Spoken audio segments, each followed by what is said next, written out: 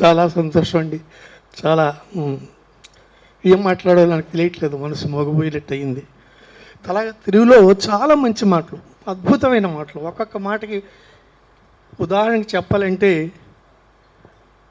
ఎవరైనా పార్టీలోకి వచ్చినప్పుడు ఈ మాటలండి, మీ రాక అంటే మీరు వచ్చారు, మీ ఆగమనము మాకెంతో సంతోషం, మీ ఆగమనం మాకెంతో సంతోషం, మీరు వెళ్ళిపోతారంటే ఆగమనం. ఆగమనం అన్న మాటలో చూడండి ఎంత అందం ఉందో. మీరు వచ్చారు, మీ ఆగమనం మాకెంతో సంతోషం, మీరు వెళ్ళిపోతారంటే ఆగమనం. తెలుగు భాషలో ప్రతి చోటారు.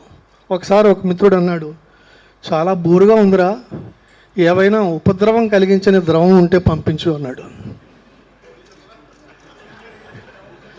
చాలా బోరుగా ఉంది, ఏవైనా ఉపద్రవం కలిగించని ద్రవం ఉంటే పంపించు అన్నాడు. తెలుగు భాషలో ఉన్న అందం, తెలుగు భాషలో ఉన్న ఔన్నత్యం, తెలుగు భాషలో ఉన్న గొప్పతనం మనెక్కడా కనిపించదు. నన్ను చాలామంది అడుగుతారు, ఆప్కు తెలుగు మాలూమ్ హై క్యా అని. నేను అంటాను, నాకు మాలూమ్ అయ్యేదే తెలుగు, నాకు వచ్చిందే తెలుగు. ఒకసారి చిన్న విషయం చెప్పి నేను ముగిస్తాను.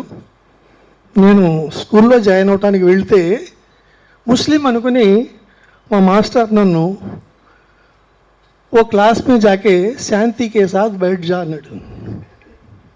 క్లాస్ में जाके శాంతి के साथ बैठ जा అన్నాడు. శాంతి के साथ बैठना అంటే అల్లరి చేయకుండా కుదురుగా కూర్చోమని. నాకు వచ్చిన అర్థం ఏంటంటే, నువ్వు వెళ్ళి శాంతితో కూర్చోని.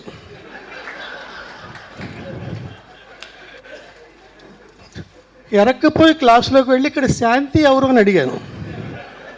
కర్మ కొద్దీ అక్కడ ఒక శాంతి ఉంది, వెళ్ళి పక్కన కూర్చుండిపోయాను. ఒక్క కేక ఎంత గట్టిగా వేసిందంటే, అంత చిన్న వయసులో ఆవిడ శీలాన్ని నేను ఏదో చేసేంత పెద్ద కేక వేసింది. తర్వాత ఆ స్కూల్లో నేను ఉన్నంతకాలం నా జీవితంలో శాంతి లేకుండా చేసేసింది.